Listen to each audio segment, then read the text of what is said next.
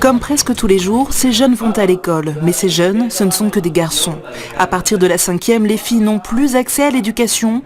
D'une façon générale, en 3 ans et demi, les femmes ont été totalement éradiquées de la vie publique depuis l'arrivée au pouvoir des talibans. Et voilà qu'un décret datant de fin 2024 interdit les fenêtres qui donnent vue sur des lieux fréquentés par des femmes. Le fait de voir des femmes travaillant dans des cuisines, dans des cours ou collectant de l'eau dans des puits peut engendrer des actes obscènes. Pour les islamistes, la haine des femmes n'a pas de limite.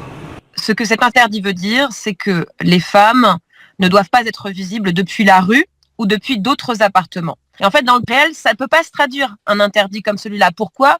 Parce qu'il n'y a pas de construction en ce moment en Afghanistan, c'est un pays qui est à l'agonie. Donc c'est juste en fait des interdits qui sont pris pour montrer que les talibans ne comptent pas s'arrêter dans leur entreprise d'effacement du sexe féminin. Ce que les talibans appellent loi de vertu interdisent désormais pratiquement tout aux femmes. Sortir de chez elles sans être accompagnée d'un homme, pouvoir chanter ou parler à voix haute dans la rue. Rares sont les Afghanes à encore oser partager leur désespoir sur les réseaux sociaux.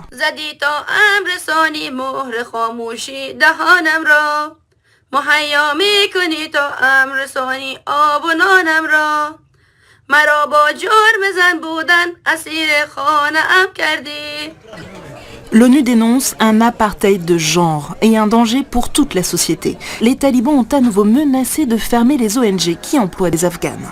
Le fait d'interdire les femmes de travailler dans les ONG, c'est très très grave dans un pays où autant de gens ont faim.